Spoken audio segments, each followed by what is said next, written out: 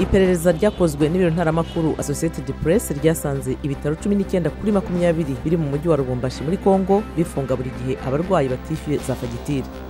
Muri Maroc abatuye umudugudu wa Gnawa Ekamila bibutse abasekuruza babo bifashishije umuziki. Bavuze ko birukanywe muri Sudani mu gihe cy'ubucakara bwo mu kinyejana cya 19.